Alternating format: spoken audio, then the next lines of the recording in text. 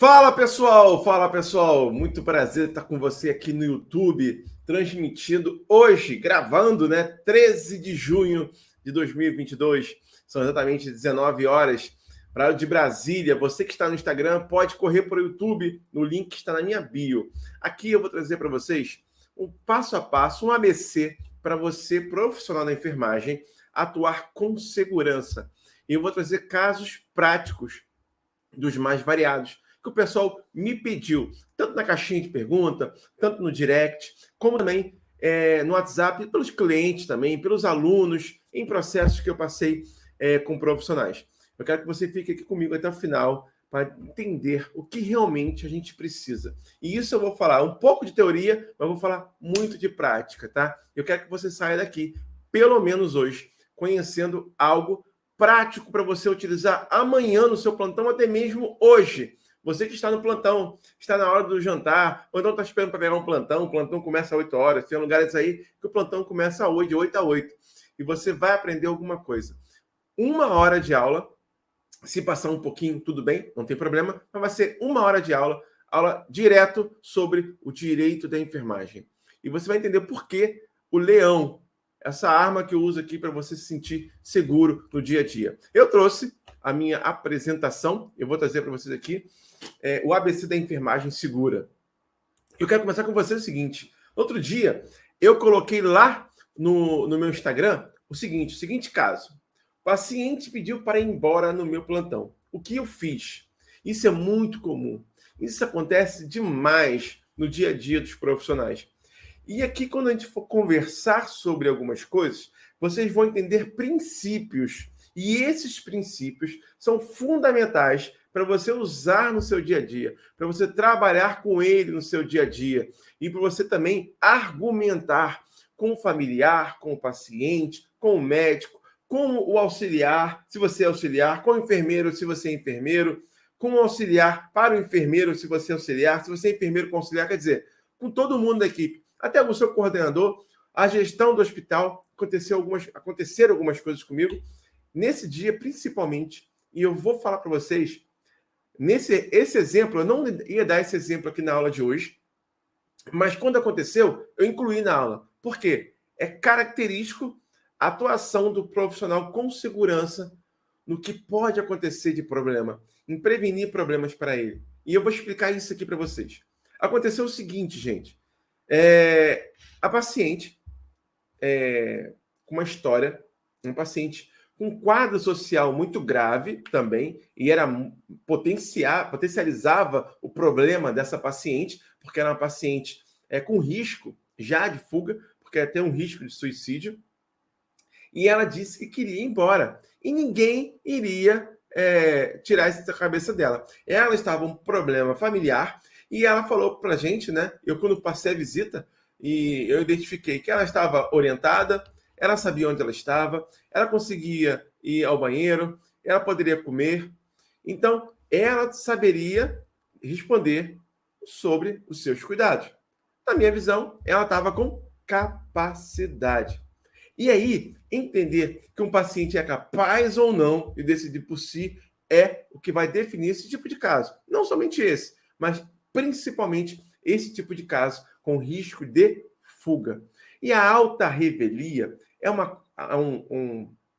é algo que precisa ser entendido entre dois pontos, tá? Em alta revelia a pedido e alta revelia por evasão. Se a gente for olhar especificamente sobre quem é que tem que dar alta ao paciente, a gente for na lei, eu já estou indo para a lei, 12.842. Essa lei, 12.842, é uma lei que fala sobre o exercício da medicina, conhecida como ato médico. E ela diz o seguinte, é privativo ao médico, quer dizer, só cabe a ele. Ninguém pode mais realizar esse ato, senão o médico. Indicação de internação e alta médica nos serviços de atenção à saúde. Alta a revelia é um tipo de alta, tá? E ela deve ser avaliada pelo médico. Mas, Bruno, pera lá. A alta revelia, ela não é um pedido do paciente, o paciente não vai se colocar com ter a responsabilidade sobre a reveria, a alta que ele está pedindo? Sim, ele vai ter sim o seu pedido de alta reveria, sua responsabilidade, tudo bem, tudo ótimo, porém, tem que passar pelo médico, porque é a obrigação dele. Além de ser privativo, é a obrigação dele. E a paciente, falando isso, ela saiu pela enfermaria e ela entrou pelo corredor. Nós da equipe fomos atrás dela, ela estava também alterada nesse momento, com raiva, mas isso pode acontecer com qualquer pessoa, tá? Aí que vamos diferenciar. Um paciente que chegou no seu hospital, ou está internado, ele fez uma crise de abstinência, ou está desorientado por alguma coisa, é um paciente que veio pós-operatório, é um paciente que desorientou depois de uma diálise. Esse paciente, naquele momento, ele tem uma incapacidade temporária. Naquele momento, ele não pode decidir por ele, tá? Ele não pode decidir por ele. E vem muitos profissionais da enfermagem que eu já vi falando o seguinte: vai embora, é menos um para eu cuidar, é menos um para dar trabalho. E o que acontece? Fala o seguinte: olha, se acontecer alguma coisa, processa o hospital. Acontece muito isso quem trabalha em instituição pública, porque pensa o seguinte: na instituição pública, o paciente não vai processar o profissional, até porque ele não pode, tá? Ele não pode processar o profissional de uma instituição pública. Ele tem que processar o município, o estado, a União. Aí, esse paciente morreu e a família processa, ou então ele quebrou uma perna, aconteceu alguma coisa, piorou o tratamento, enfim, a família processa o hospital, a instituição, perdão, o ente federativo, e ganha, sei lá, 50 mil reais, 40 mil reais, 10 mil reais que seja. Vamos botar um valor mais ou menos pequeno, 10 mil reais. E o que vai acontecer com isso? O Estado vai lá e paga esse valor. E ele vai cobrar dos profissionais esse valor com uma ação chamada regressa. Poucas pessoas sabem disso, que o Estado pode cobrar você prejuízos que você der ao Estado. E esse prejuízo que você der ao Estado, quando isso acontecer com você, você não vai se lembrar. Você não se lembra dos problemas que aconteceram há três plantões atrás. Eu, por exemplo, não me lembro de problemas que aconteceram há 2 plantões atrás. Talvez uma coisa a mais. Eu me ligo muito, sabe o quê? Em paciente grave, a paciente que me pede que não quer morrer. Isso fica na minha cabeça. Ou então uma criança. Agora, probleminhas pequenos. Uma prótese dentária. Gente, você não vai se lembrar onde colocou. Ponto. E o que eu fiz?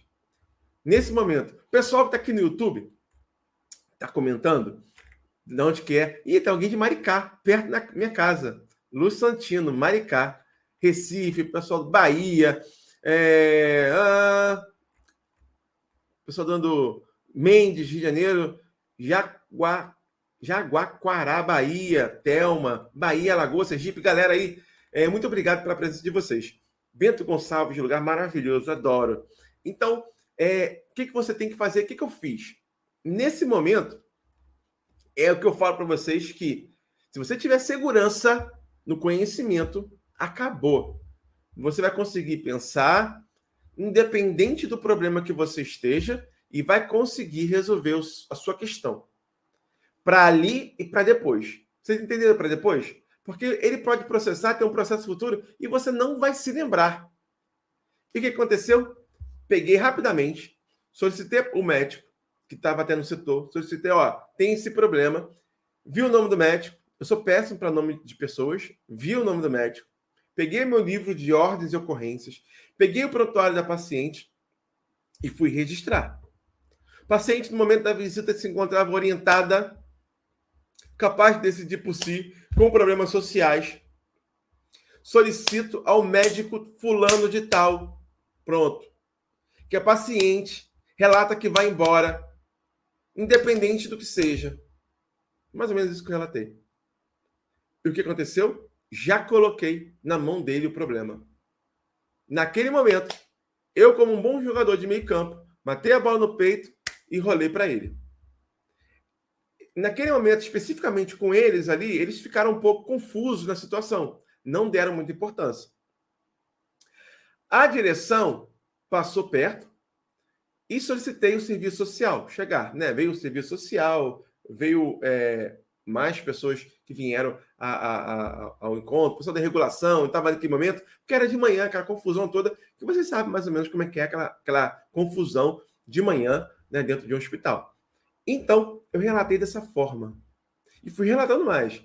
No livro é uma coisa, no prontuário é outra. Saber diferenciar um relato de outro é fundamental. Não evolua um paciente no livro. Quem assistiu o minicurso de registro sabe muito bem. Quem é do aluno dissecando sabe muito bem que o minicurso está lá. Não pode registrar prontuário, dados do paciente no prontuário. Eu vejo muitas pessoas falando, paciente, vítima de estupro. Já vi isso no nosso em livro de ordens e ocorrências. Tá? Não pode fazer isso. Não pode. Prontuário, relatar especificamente livro. Bruno, no meu hospital não tem livro de ordens e ocorrências. A minha coordenação fala que não pode ter livro de ordens e ocorrências. E isso acontece muito. Por quê? Muitas pessoas não veem importância no livro de ordens e ocorrências. E fala também que livro de ordens e ocorrências não vale para nada. Gente, é o maior erro do profissional da enfermagem falar que livro de ordens e ocorrências não serve para nada. Ali vai estar um registro e vai ser legalmente. Você pode usar isso tanto em defesa administrativa, em defesa do conselho e em defesa judicial. Mais para frente eu vou falar como que você pode usar em uma defesa em processo ético o seu livro de ordens e ocorrências. Bruno, como é que eu posso convencer a minha coordenação que tem que ter livro de ordens e ocorrências? Resolução sai, tá? Eu vou pegar aqui para vocês, eu vou ler para vocês aqui, eu não tinha baixado aqui, mas eu vou ler para vocês onde que vocês vão colocar. Então, eu estou falando aqui para vocês, né? Isso está lá no curso, né? Sobre isso, sobre como que você vai coletar as informações, como você vai colocar essas informações dentro do seu processo de cuidado, tá? Já vou passar aqui para vocês, que eu acabei me perdendo. Então, vocês precisam relatar. Depois que eu relatei fiz o relato no prontuário, eu fiz o relato lá no meu livro, né? O serviço social veio. E o médico falou comigo assim: olha, eu não tenho nada para fazer, porque ela quer ir embora, eu já falei isso, não sou eu que faço isso. Gente, é o grande lance, quando você tem um conhecimento, tem a segurança do que você está falando. E o que eu falei para ele, olha, preste atenção, ela quer ir de alta à revelia. E alta à revelia é alta. E é responsabilidade do médico. Eu, como enfermeiro, não posso assinar o termo de recusa de tratamento, que é o termo utilizado para quando o paciente quiser fugir, quiser ir embora. Fugir é o termo errado, tá? Eu acabei errando aqui, me corrigindo. O paciente quiser ir embora porque ele não está preso, você vai dar esse termo de recusa. Você que eu falo, a instituição, dá esse termo. Se o médico que tem que passar a orientação, preste atenção, termo, quem dá para o paciente, quem preenche com o paciente, é quem vai fazer o procedimento ou o cuidado. Vou fazer a cirurgia. Quem preenche o termo é o médico. Eu prescrevo um concentrado. Quem faz o termo é o médico. Eu vou coletar o sangue, eu vou administrar o sangue no paciente. Ele tem que me dar um consentimento, seja ali por escrito, mesmo depois do termo, ou verbal. Eu que vou fazer isso, eu que vou coletar. O termo de consentimento de anestesia, quem tem que fazer? Anestesista, tá? Eu falei da SAI? Não. Resolução 429/2012. Relativa ao gerenciamento dos processos de trabalho, devem ser registradas em documentos próprios da enfermagem as informações imprescindíveis sobre condições, ambiente, recursos humanos e materiais.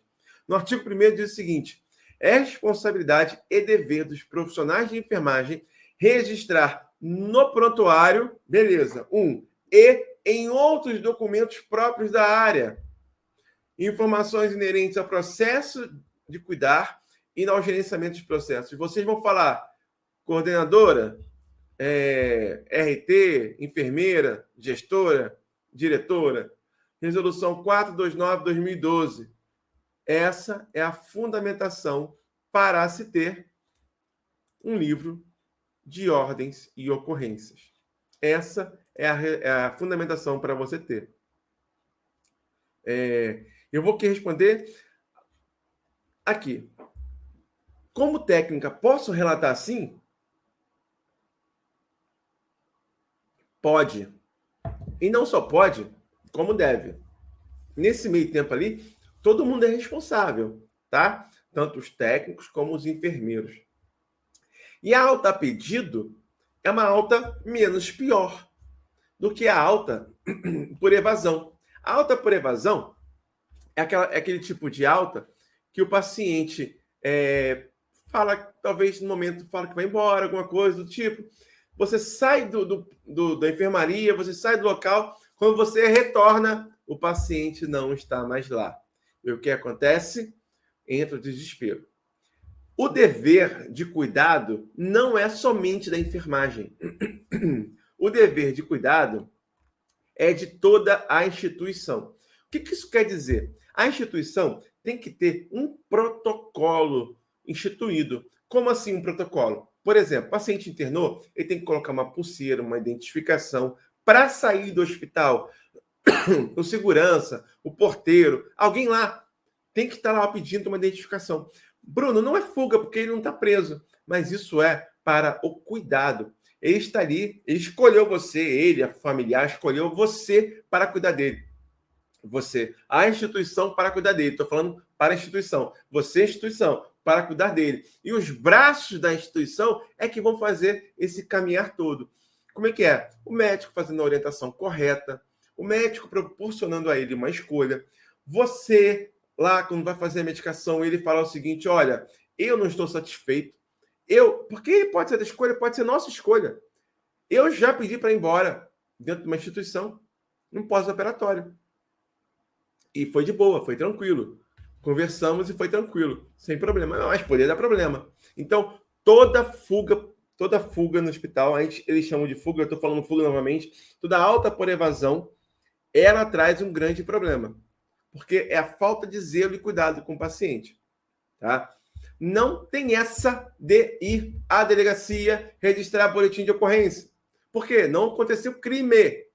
Não aconteceu crime. Agora, o jurídico, o serviço social, a zeladoria, administração, coordenação, supervisão, você tem que avisar a todo mundo para poder você informar que aconteceu isso.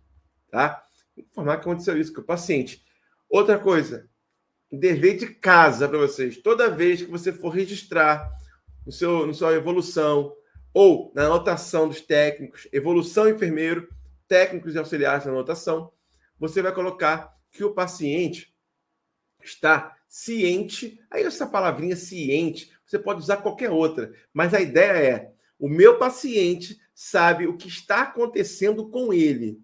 A ideia é essa, o meu paciente sabe que se ele for embora, vai dar problema para ele. Por quê? Ele está fazendo uma medicação, ele está com uma pressão alta, ele está com uma infecção grave, uma osteomielite, sei lá, algo do tipo. E se ele for embora, ele pode morrer, pode dar um problema, tá? Outra comentário aqui, Priscila. Abri um livro de ordens e ocorrências na UBS e minha diretora retirou do posto, de forma errada. Inclusive, o ideal é ter um livro de ordens e ocorrências para os enfermeiros e um livro de ordens e ocorrências para os técnicos de enfermagem, porque o enfermeiro é coordenador da equipe. Porém, se o enfermeiro não relatar e não tiver livro para o técnico, para se respaldar, vai escrever no livro também. Eu vou tentar responder o máximo possível conforme vamos andando. Quando o paciente diz que não quer ficar e não vai assinar nada e sai, podemos considerar evasão? É evasão. Tá? Alta, tem uma alta a pedido e alta por evasão. Tá? Como eu dei aquele exemplo, o paciente fugiu, né? O famoso fugiu e ninguém viu, é por evasão, a mesma coisa. Não vai me dar alta, não? Retirou o scalper, retirou o gelco e vai embora, tá? E vai embora. no centro de parto normal, enfermeiro obstétrico. Então, sendo ele ali o responsável, sim. Aí já é diferente, tá? Aí já é diferente. Boa pergunta. Vambora. Entenderam? Por que eu comecei por aqui? Eu não ia começar por aqui. Mas eu quis dizer para vocês que a ideia do leão é você se sentir seguro. O animal mais seguro que existe é o leão. E se nós da enfermagem nos tornarmos leões de segurança, não de força, mas de segurança, nós estaremos muito mais tranquilos. Não é que todo mundo vai aceitar, todo mundo vai responder, entendeu? Não é isso. Não é isso. Mas o seu dia a dia vai ser completamente diferente. Você tem segurança? Deixa eu tirar esse bannerzinho daqui. Você tem segurança para atuar diante paciente acompanhante? E eu sempre falo, galera, quem dá problema é acompanhante. Quem dá problema é acompanhante. E não é por maldade dele, não, tá? Ele não tem maldade dele, não. Por quê? O acompanhante, muitas vezes, ele não está ali o tempo todo. Ele não está vendo a estrutura, ele não conhece, tem um lado emocional, vê o familiar dele ali naquele estado. Muitas vezes ele não vê memória. Muitas vezes ele não vê... Memória não, pelo amor de Deus, melhora. Muitas vezes ele não tem informação qualificada sobre a evolução clínica dele, os cuidados de enfermagem que estão sendo feitos, muito menos se o familiar evacuou, se o familiar dele alimentou ou não, no momento que ele não estava lá. Então, isso se torna um problema. Tá? Isso se torna um problema. Aqui, ó, a Marisa me ajudou. Ó, perguntaram qual foi a resolução, é essa aí. Para quem está no grupo VIP, eu vou esperar daqui a pouquinho acabar aqui. Eu vou dar um material, como fosse um mini e-book para vocês, de tudo isso que eu estou falando, mas com muito mais material. Isso aqui é só um resumo de algumas coisas, tá? Lá vai ter muito mais coisa. Eu só peguei uma apanhada aqui. Então, você tem segurança para atuar com o médico? Não estou falando as questões clínicas do paciente, não. Eu estou falando das questões do dia a dia. Do dia a dia. Tipo, o médico prescreve algo que você não está com segurança para fazer. E ele fala que você tem que fazer. Você tem que ter essa segurança de falar para ele, ó, eu não vou fazer, porque isso está errado, ou não estou seguro de fazer. Ou ele pede para você fazer um procedimento, ou atuar de uma forma, por exemplo, que a gente vai falar, transferir um paciente grave sem o médico, sem a presença dele, e você fala assim, olha, isso aqui eu não posso. Se o paciente morrer no transporte, a culpa é minha. Você tem essa segurança? Você tem os argumentos certos para falar para ele? Equipe de enfermagem. Muitas vezes, o nosso problema da enfermagem é a própria enfermagem. E eu sempre falo que da coordenação não é por pegar a perna. Eu fui coordenador. Eu fui coordenador de enfermagem por 5 anos.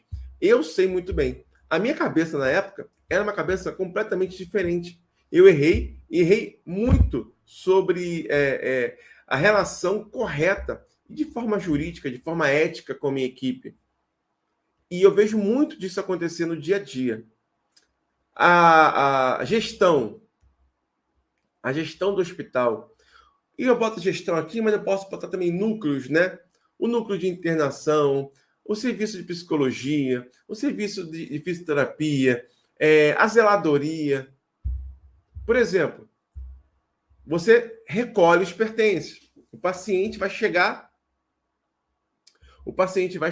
no seu setor do pré-operatório, né, uma clínica cirúrgica, e você vai recolher alguns pertences. É tua responsabilidade recolher, é tua responsabilidade escrever um rol, tá? Um rol dos pertences. E o que acontece? Registrar no livro de pertences, que é o ideal você ter no seu setor. Não tem livro de pertences, Bruno. Escreve no livro de ordens e ocorrências. Sobre pertences, você tem que saber o que escrever. Eu vou falar mais na frente. E o zelador fala, o responsável pela guarda dos pertences, eu não vou buscar isso porque isso não tem valor. Você sabe o que você tem que falar para ele? E ter segurança nisso, como falar para ele? E uma coisa que eu sempre falo para o pessoal, para os alunos, sempre falo quando eu vou fazer uma palestra, é o seguinte, Quando alguém vier determinar algo para vocês, algo que não era comum, não é do protocolo, algo novo, primeira coisa, pergunte o nome dessa pessoa. E outra, onde está escrito e carimbado por quem? Não façam, não sigam protocolos sem nada ter carimbado. Carimbado ou assinado, identificação de alguém, tá? A gente fala carimbado porque sempre tem a matrícula da pessoa, né? Ou então o cargo dela na instituição. Então, todo o cuidado para isso, tá? Conhece direitos, deveres e proibições? E aí eu pergunto, lei, resolução, parecer, pode parecer besteira isso que eu estou falando para vocês. Pode parecer besteira isso que eu estou falando para vocês. Mas eu vejo muita gente perguntando qual é a lei que fala sobre enfermagem não pode empurrar maca. Não é lei, é resolução. Tá? É resolução. Qual a lei que diz sobre o Código de Ética? O Código de Ética não é lei. O Código de Ética é resolução. Qual a resolução do Estado do Rio? O Estado do Rio, o Estado de São Paulo, Corém em São Paulo, Corém em Minas, ele não faz resolução. Ele faz parecer. Qual a importância disso para eu saber? Para quando você for argumentar com alguém, você saber como você vai colocar a lei. Por exemplo, eu vou argumentar algo com o médico sobre determinada coisa. E muitas vezes a gente quer usar um parecer do Corém. O médico vai, desculpa o termo, se lixar para você. O seu parecer do Corém fala isso, que se dane. Tô nem aí. Ele tá certo. E a mesma coisa você vai fazer para ele, minha gente. Quando o fisioterapeuta falar para você que a resolução do conselho dele diz para ele que ele não é responsável por retirar o frasco de aspiração sujo ou de montar o ventilador, você vai falar para ele. Pega a sua resolução e fica com você. Porque a sua resolução, para mim, não serve de nada. Tá? É isso que vocês têm que entender. É isso que vocês têm que aprender. E como eu sempre falo, tudo vem dos princípios. Os princípios são fundamentais para você lidar com as situações do seu dia a dia, para você entender. O pessoal está chegando aí.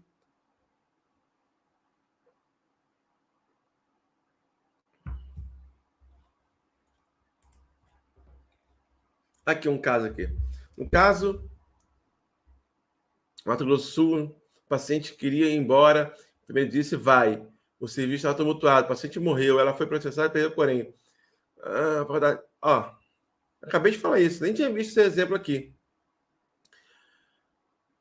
Um fato, né, do que eu acabei de falar. E acontece, tá? E aí não tem o que argumentar, tá? Não tem que argumentar sobre isso, tá, gente? Quem assistiu no início aí que eu falei sobre alta revelia, tá? A Lúcia botou, que embolação, muito confuso. É isso mesmo. É isso aí, é muito confuso mesmo. Qual a resolução do ato médico sobre termos? A resolução do ato médico sobre termos, sobre a ser responsabilidade dele, a gente utiliza duas fundamentações. Uma está no Código de Ética Médica e outra está no nosso Código de Ética de Enfermagem. Respeita a resolução e parecer ou não, que explicação confusa. Então, vamos lá, vou explicar de novo. Você pode não ter entendido, Lúcia. Vou explicar para você, então. Preste atenção. A resolução é federal, é do Conselho Federal. Então, Conselho Federal de Enfermagem, Conselho Federal de Medicina, de Fisioterapia e parecer do Estado, do seu Corém do Estado. Quando um fisioterapeuta vem argumentar alguma coisa, determinando que você faça ou não alguma coisa, baseado na resolução deles, você não é obrigado a fazer a mesma coisa a eles. Então, vocês têm que saber como vocês vão fundamentar as suas reclamações e os seus posicionamentos. Porque senão, vocês não vão ter segurança em brigar, realmente brigar pelos seus direitos. Os princípios, nada mais é do princípio que é um alicerce do ordenamento jurídico. De tudo que a gente for ver, tem princípio e orientações norteadoras de conduta. Pense isso. norteador de conduta. Quando a gente fala o seguinte, eu posso ir embora sem a minha rendição chegar? Eu posso ir embora sem a minha rendição chegar? Bem, eu estou no home care. Não tem ninguém para me render. No hospital, a coordenação, a supervisão ainda pode ver alguém para render, vai ficar um número menor, dimensionamento prejudicado, mas tudo bem. Mas e no home care? A resposta é: todo paciente tem que ter uma assistência de enfermagem contínua. Por quê? Pelo princípio da continuidade da assistência. É um princípio. E isso deve ser mantido como um termo, o que eu falei aqui anterior. Opa, volta aqui. Uma orientação norteadora de conduta. É um princípio. Outro princípio é atuar com base na lei. Todos nós só podemos atuar com base na lei, o que a lei determina para nós. E é igual à nossa lei do exercício profissional, é igual à lei, por exemplo, do direito do consumidor. Nós desrespeitamos muito no nosso dia a dia dentro da instituição. Não só nós, tá? Vários profissionais e a própria instituição também. Quer ver? Um desrespeito que gera, inclusive, indenização é quando o familiar, o paciente está internado, tem um familiar que é representante legal dele, prova isso, solicita o prontuário do paciente porque ele quer ajuizar uma ação para pedir alguma coisa, transferência, alguma coisa, e o hospital fala que não vai ceder. Não ceder um documento que é do paciente gera indenização. Ele está violando o direito do paciente. E isso não compete a nós, a princípio, tá? Mas para vocês verem que a violação do direito do paciente gerando indenização. Isso pode passar também para vocês. De respeito das normas. Quando você acaba desrespeitando uma norma, você pode ter problema. Olha quantos problemas você pode ter com o seu paciente / acompanhante, com a instituição, um problema, quem é de instituição pública pode passar por um processo administrativo, instituição particular, uma demissão por justa causa, problemas com o Conselho Regional de Enfermagem, problemas judiciais, tá? E você nunca vai passar por problema com o Corém, com outro conselho, tá? Se a biomedicina, se a farmácia, se a medicina viu um problema, vai te denunciar no Corém. E problemas judiciais. Existem pessoas que respondem processos cíveis, processos criminais e processos éticos pelo mesmo ato. Pelo mesmo ato, tá? Aconteceu um problema, o paciente foi ao óbito ou teve uma lesão grave e ele foi processado criminalmente pelo dano, foi processado civilmente pedindo dinheiro, a esfera civil é para pedir dinheiro, e no Corém para um pedido de cassação do seu exercício profissional. E eu quero trazer alguns pontos para vocês agora. Esses pontos que eu falei é o que o pessoal me trouxe durante o tempo para poder chegar em alguns pontos. Isso também tem lá no Dissecando, isso também a gente fala muito em live sobre problemas que a enfermagem passa no dia a dia. E se eu não souber a diferença entre lei, resolução e parecer, por isso que a primeira aula do Dissecando, a segunda, a primeira aula do Dissecando é para você aprender a assistir a aula pelo celular no aplicativo. Eu ensino como você baixar o aplicativo para assistir a aula no celular. A segunda aula é direitos, resoluções e pareceres. Isso é de fundamental importância para você saber na frente como você vai fundamentar. E não adianta nada também saber de resolução, saber número de resolução, se você não souber pegar essa resolução e usar. Como eu falei agora há pouco, né? Até a Marisa relembrou que a resolução que eu falei, a 429. Quantos passam por essa resolução e não pegam o fundamento do livro de ordens e ocorrências? É esse fundamento que vocês têm que usar com uma resolução com o seu conselho. Porque o seu RT, muita gente aqui não sabe o que é RT. RT é responsável técnico.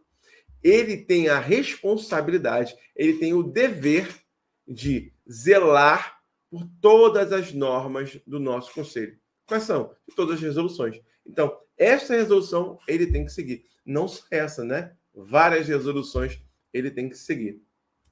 Remanejamento. Remanejamento.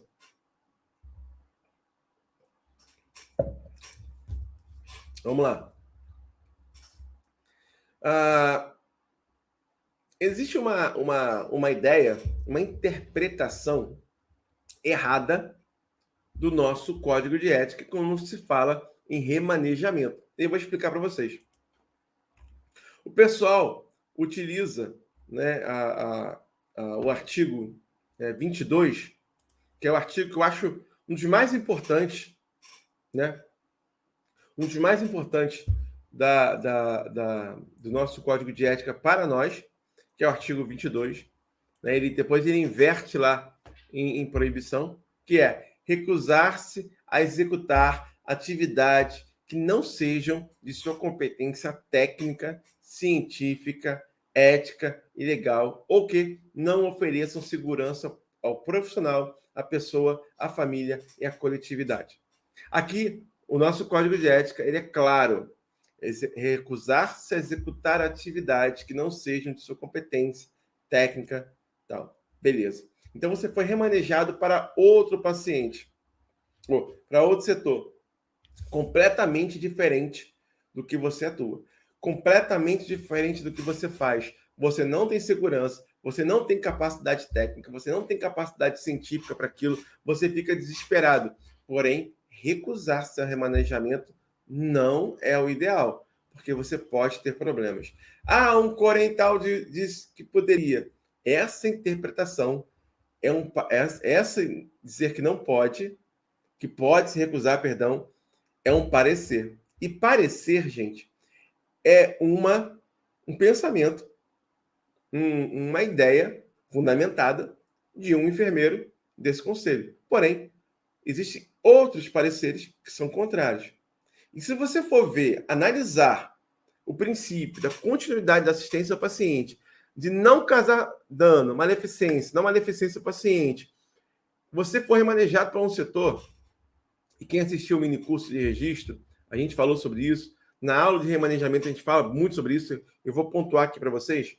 Você vai chegar no setor e você vai falar, olha, eu não sei nada desse setor. Eu não posso fazer nada que não seja do meu conhecimento. Mas, por exemplo, você vai para um setor, um CTI, você não consegue trabalhar no CTI, mas você vai fazer higiene ao paciente com outro profissional. Ou você vai verificar sinais vitais, ou você vai ver a questão da medicação. Tem várias funções que você pode fazer, não diretamente ao paciente, não diretamente aquelas mais complicadas, que você vai, de certa forma, ajudar e manter a assistência àquele paciente. Então, se você se recusar a ser remanejado, é errado.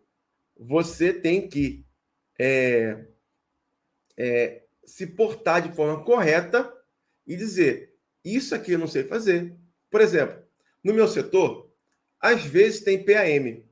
E certo dia, eu fui remanejado para... Isso tem bastante tempo, tá? Fui remanejado para um CTI, um pós-operatório. E eu não sei montar o kit de PAM. Pronto, eu sei até a teoria ali, mas na hora que eu estou para fazer, eu vou me embolar. E o médico falou, monta um kit. Eu falei, não sei. Eu estou aqui remanejado, eu não sei. Me ajuda, que eu vou conseguir fazer. E um técnico veio e me ajudou a montar, o próprio médico me ajudou, porque eu fui sincero, não sei fazer. Eu estou dando exemplo da PAM, tá? Mas pode ser várias coisas me ensinaram como medir, como puxar, como zerar. E aquilo ali foi maravilhoso para mim. Eu aprendi uma coisa, lógico que eu esqueci. Não trabalho com aquilo mais, eu esqueci. Mas vocês estão entendendo? Vocês têm que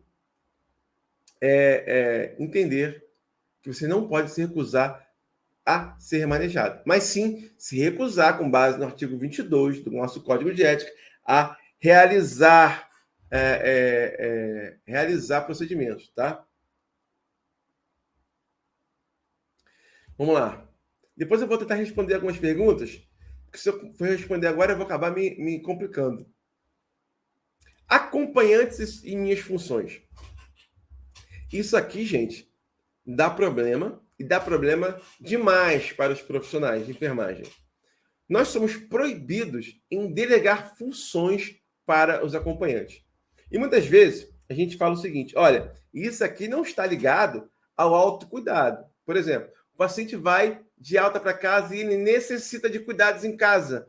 E você vai começar a educar o familiar e o paciente ao autocuidado. Por exemplo, a bolsiclostomia, como limpar, como preparar, enfim. Estou dando um exemplo da bolsiclostomia que vem na minha cabeça agora. Mas pode ser diversas coisas. E aí, tudo bem. Agora, o paciente está no hospital, tem acompanhante. Acompanhante é para acompanhar. Ponto. Não é para trocar fralda, não é para fazer higiene, não é para desprezar urina, não é para fechar soro, não é para fazer um simples curativo. Eu dou um exemplo aqui. No primeiro parto da minha esposa, eu falei para a enfermeira que eu ia fazer o curativo da minha esposa. E eu fiz o curativo. Ela deixou, não, tudo bem. Por quê? Ela estava atolada de coisas para fazer. E eu falei, não, sou enfermeiro, eu faço. Eu podia falar que eu sou enfermeiro, mas eu podia ser enfermeiro que nunca tinha visto um curativo na vida. Estou estudando para concurso, sei lá. E acontece muito, tá? E o que acontece com isso? Eu poderia ter causado um grande problema na minha esposa. E quem iria responder? A enfermeira. E outra, e se de repente eu fico chateado e falo o seguinte: pô, esse hospital aqui é uma bagunça. Os profissionais colocam tudo para os acompanhantes realizarem. E isso acontece. Na hora do vamos ver, eles falam isso da enfermagem. Então, para não ter problema, por quê? Quando você vai desprezar a urina, você vai ver a quantidade, a cor, se tem grumos, se tem alguma coisa, se tem aspecto com sangue, a fralda, se tem fezes ou não, se tem assadura da fralda, olha só, da pele. O que mais? O curativo. Fechar soro. Muita gente aí fica... dá um pause na bomba para o acompanhante, né? O paciente acompanha está muito tempo lá, ele acaba errando e não dando pausa em bomba. Então, todo cuidado é proibido pelo nosso Código de Ética, artigo 92, delegar funções para os acompanhantes. Também é proibido ao enfermeiro delegar funções privativas a ele que não seja emergência ou urgência para os técnicos. Por exemplo, sonda vesical, sonda nasoentérica, punção de jugular, tá? Estou falando algumas coisas que são privativas. Lá no Secando tem uma aula só disso. Quando você delega isso, pode acontecer duas coisas. Primeiro, dá um problema. O técnico foi passar uma sonda nasoentérica e a sonda foi para o pulmão. Não ocorreu a radiografia. Ah, Bruno, porque o técnico sabe. Não sabe passar, pô. Ele sabe passar. Mas aquela sonda ali deu problema. Poderia ter dado comigo, com Florence, com Rafael Marinho, qualquer pessoa. Rafael Marinho, acho que não, né? Mas com qualquer pessoa. Poderia dar um problema. Então, naquele dia ali, deu com ele, deu com o técnico. E foi o dia que você passou para ele. Agora, o paciente está sendo entubado, está ventilando, está naquela situação, precisa de uma nasogástrica, o técnico não sabe fazer, vai lá e passa. Urgência, emergência. Na urgência, emergência, se tiver capacidade, vai fazer. Inclusive, o enfermeiro tem capacidade para iniciar medicação em situações da urgência, emergência, desfibrilar. Tudo isso, o enfermeiro tem competência em situações de morte, tá? Eu contei uma história, tem lá no Secando também, um paciente que entrou com crise convulsiva no hospital e não tinha médico. O médico da noite saiu porque o familiar dele passou mal e o médico do dia não tinha chegado no meu setor. Paciente crise convulsiva na portaria.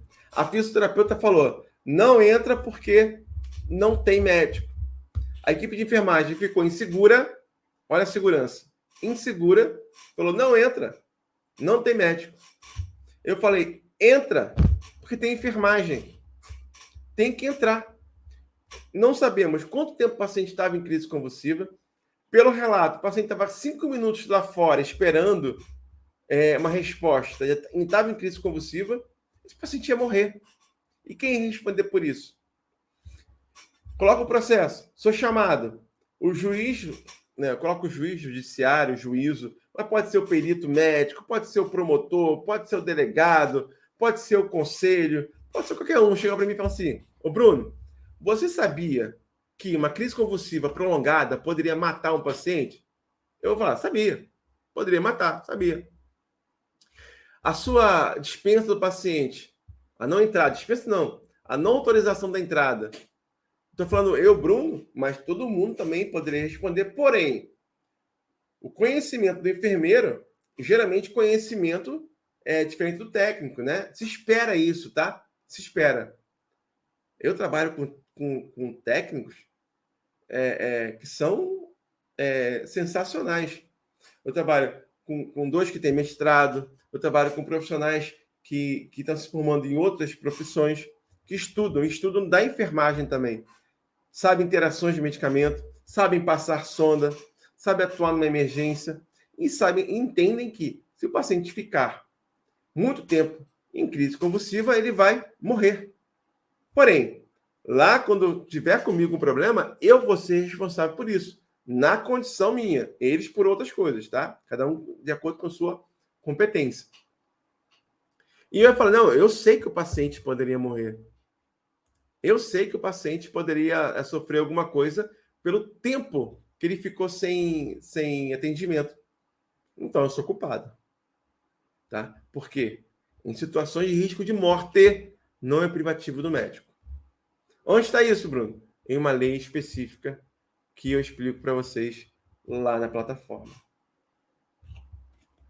E nesse dia, gente, o paciente entrou. A gente começou a fazer nosso protocolo, coloca de lado, avalia, e eu iniciei a medicação, tá?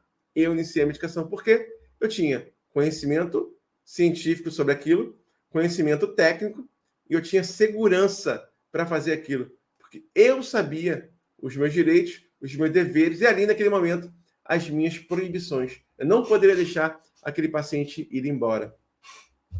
Vamos lá.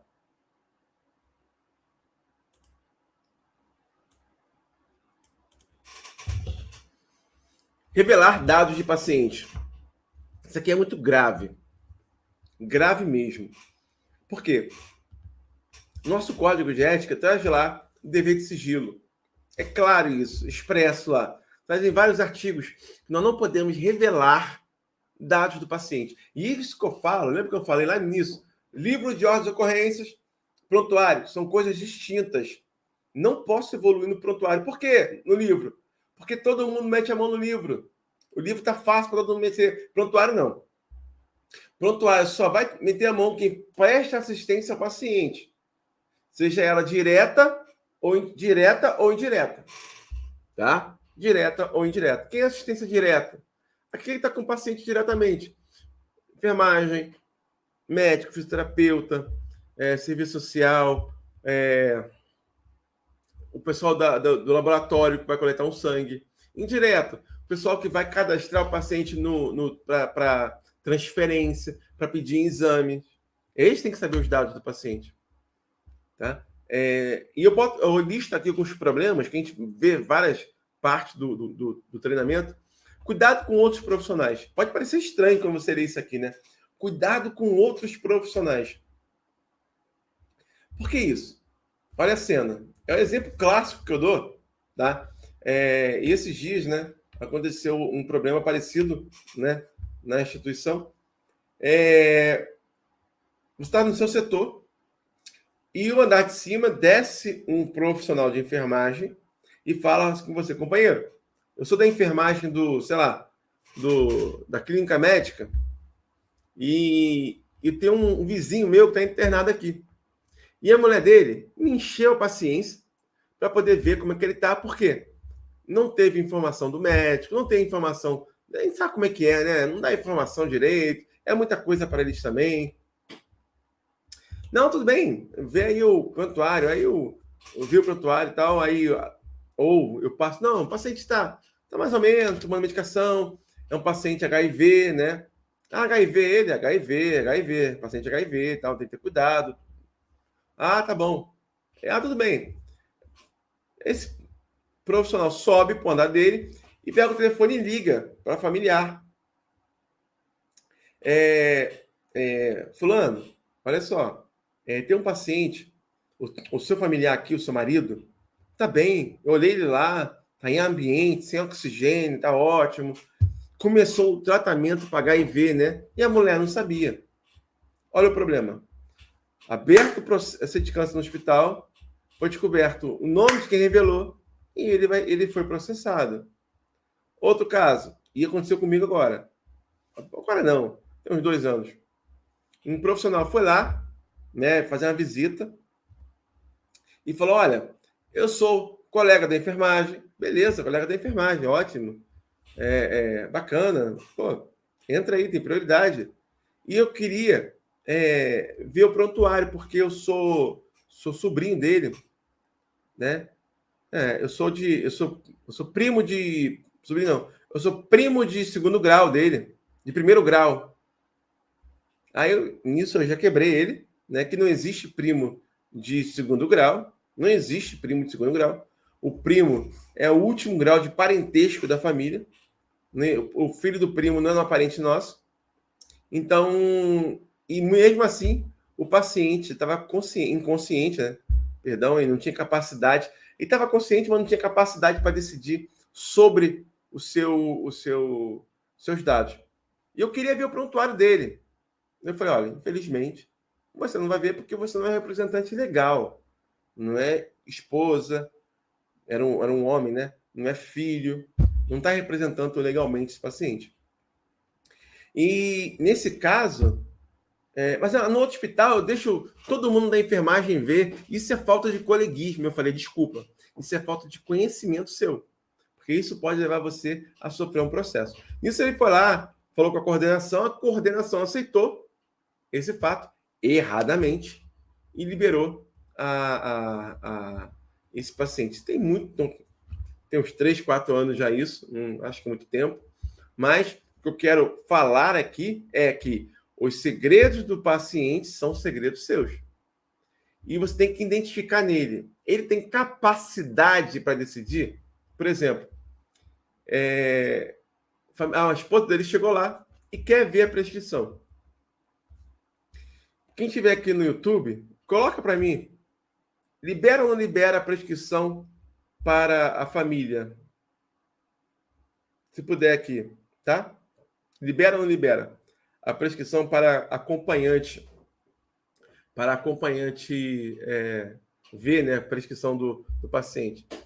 E perguntar. A mulher dele chegou e falou: olha, eu quero ver a prescrição. Nesse caso, gente, vocês vão pensar o seguinte: pensa rápido. Aí vocês vão ter segurança com conhecimento. Esse paciente está com. Ó, libera, não libera, libera, não libera. Esse paciente, ele está com capacidade para decidir? Tá com capacidade. Seu fulano, aí, ó. Seu fulano, não, acho que não vai gritar assim, né? Você vai falar com ele, pelo amor de Deus. Tô só teatrando aqui, tá? Seu fulano, a sua esposa quer ver a sua prescrição. O senhor libera? Libero. Beleza.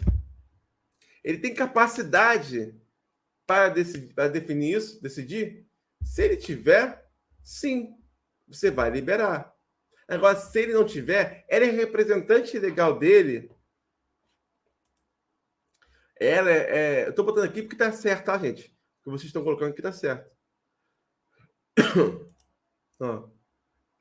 Se ele tiver capacidade, ele vai dizer: se ele tiver capacidade, só representante legal. E parem com esse negócio, eu tinha muito disso, sabe? E eu me revolto comigo quando eu lembro que eu fazia muito isso. O paciente, como você vai com a medicação, o paciente fala o seguinte assim: o que é isso aí? É um remédio. E não falo para ele o que é. E ele quer ver a prescrição. Não. Depois você vê na prescrição com o médico a prescrição. Gente,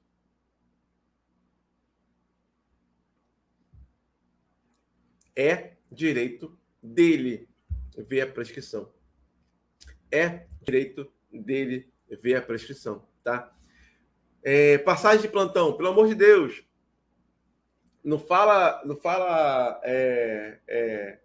leito a leito, falando, esse paciente aqui vai fazer uma colono, esse paciente aqui, ó, ele tem uma hepatite B, ó, fulano, cuidado com ele aqui, hein? Já viram isso?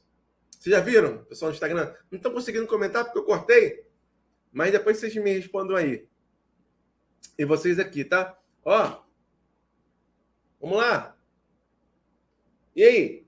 Ó, fulano vai coletar o sangue? É HIV, hein? Pelo amor de Deus, tá? Cuidado com isso. Sigilo. É sigilo do paciente, dos dados. Chegou a pessoa do laboratório para coletar sangue. Ele não sabe o quadro clínico. Você vai chegar para ela e vai falar, olha, aquele paciente do leito 8, ele tem HIV, tá? Ou ele tem hepatite. Gente, isso hoje em dia, lógico, né? Tem acabou aquele medo do HIV, né? Tá com HIV, vai morrer. Não é mais assim. Mas o risco de contaminação é real. É real. Então, não só HIV, tá? O paciente tem algum transtorno de alguma coisa, você passa pro laboratório. Ele não vai prestar assistência contínua, mas vai coletar o sangue do paciente. Ele tem que saber isso do paciente. Então, você vai chegar para ele e vai falar, olha, baixinho, ó, paciente 8 e tal, cuidado, tá bom? Quadro branco.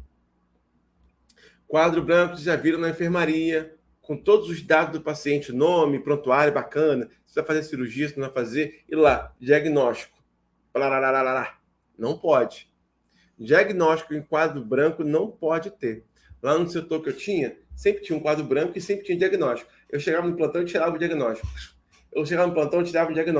Até que um dia não colocaram mais diagnóstico no quadro branco. Até entenderem que não pode ter diagnóstico no quadro branco. E o sigilo, ele não é absoluto, tem exceções, né? E quando a gente fala de registro, a gente falou isso também no mini curso de registro, a função mais importante do registro para nós é nossa defesa. O exemplo que eu falei antes da evasão, né? Logo no início, é o seguinte: o paciente, quando acontece um problema hoje, quando ele vai reclamar, ele não reclama uma semana, 2 semanas, ele reclama 2 meses, 3 meses, 1 ano, e você não sabe o que aconteceu, tá? Registrem tudo isso, porque o registro é o seu amigo. Divulgação de imagem. Toda divulgação de imagem precisa ter um termo de uso de imagem. Quando a gente fala foto autorizada pelo paciente, e muitas vezes, eu já tive assim, né? Vi um paciente praticamente morto e sair andando pela porta da frente com a família, todo feliz. Por quê? A enfermagem fez um ótimo tratamento. Estou falando aqui, todos os profissionais fizeram, né, gente? Lógico. Mas eu falo da enfermagem, não vou falar dos outros. E a galera fica tão feliz, tão emocionada, que quer tirar foto, que quer publicar na rede social. Nem é para se vangloriar, nada. Vangloriar, perdão, nada. Mas porque ficou feliz mesmo. Porque fez um trabalho legal. E bota lá, foto autorizada pelo paciente. Isso não vale de nada. Isso é lixo, não vale de nada, tá? Aquela hashtag não vale de nada. Tem que ter um termo de uso de imagem. Quem no hospital coleta esse termo de uso de imagem? Ninguém. Ninguém coleta. Então, pelo amor de Deus, não postem nada no hospital. Esses dias eu vi uma pessoa postando, não postou o rosto do paciente, mas massageando, uma parada cardíaca. Não façam isso, tá? Não façam isso. Outro dia, uma estagiária de uma empresa foi demitida porque publicou dançando com uma roupa crachada, uniforme da instituição. A instituição tem regra. A instituição tem protocolo. Toda vez que você entrar numa instituição, se não for uma instituição pública, lá vão ter a lei, vai ter a diretriz, você vai saber o que eu posso e o que eu não posso. Tá? Incapaz. Foto de criança. Jamais. Não pode postar foto de criança, de idoso, daquele paciente que chegou desorientado por overdose, daquele paciente que chegou num TCE, que não sabe nem se se esquerda ou direita, para cima ou para baixo, ele não tem a mínima ideia, não pode postar esse tipo de imagem. Aquele tipo de paciente no acidente, que posta lá no grupo do WhatsApp, que posta no grupo do Facebook. Isso aí é laço para cair, tá? É laço para cair. Deixa eu só... Jennifer fez um comentário aqui interessante, vou colocar depois aqui. Grupo de WhatsApp, por exemplo, grupo de feridas, é interessantíssimo ter uma evolução da ferida do paciente.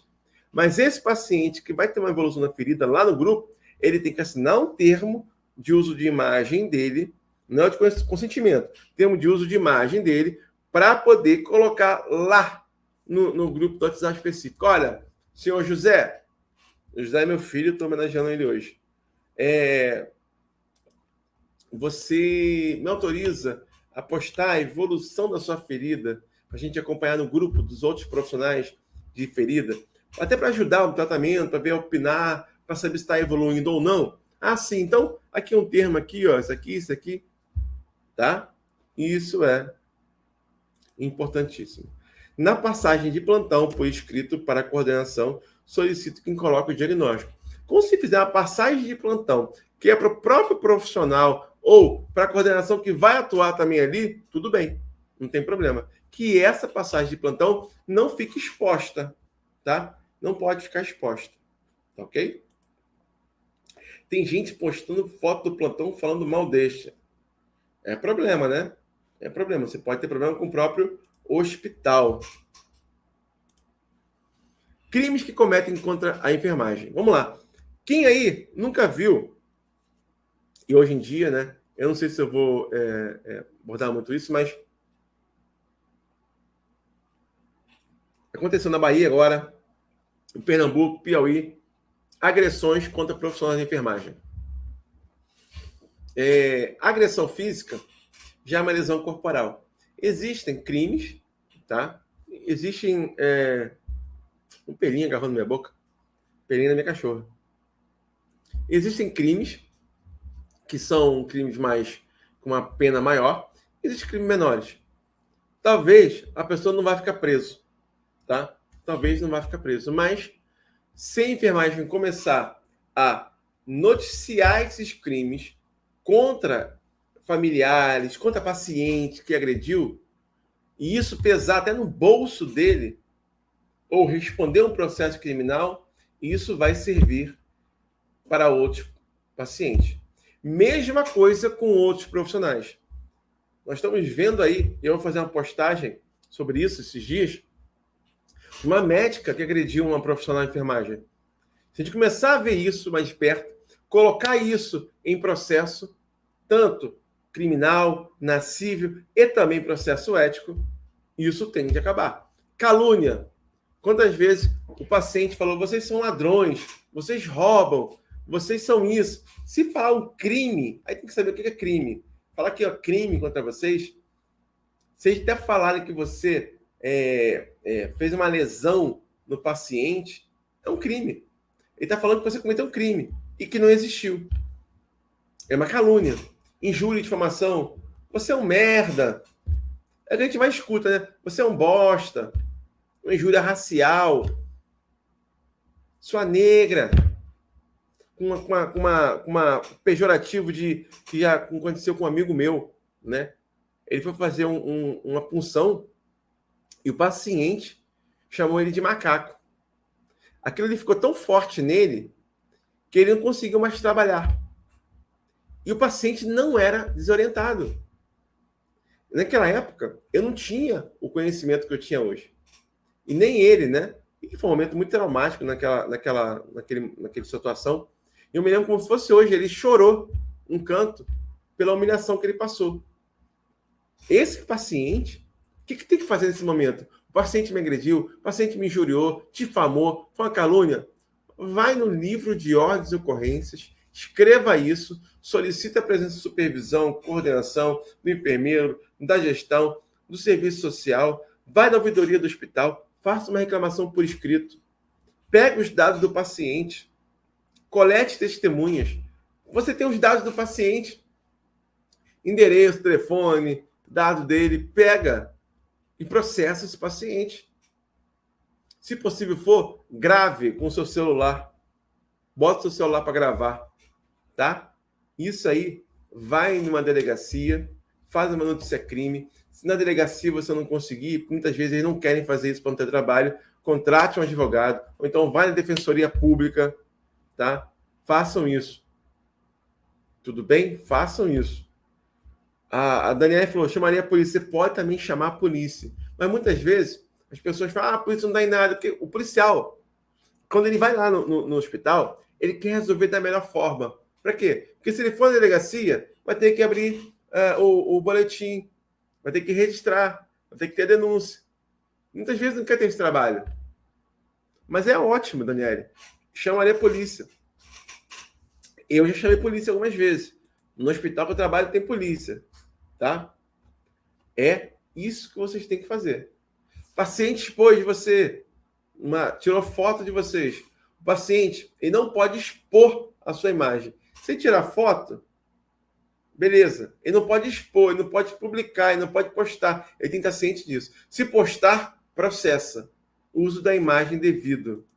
Tá? Uso da imagem devido. Isso vocês têm que ter segurança no que vocês vão falar, no que vocês vão fazer.